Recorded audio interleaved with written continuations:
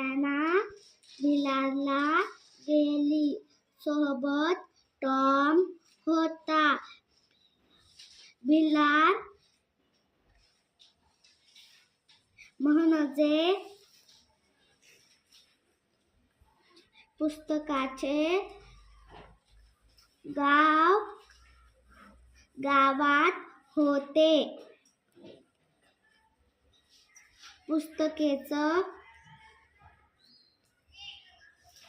पुस्तके ॲनाने एक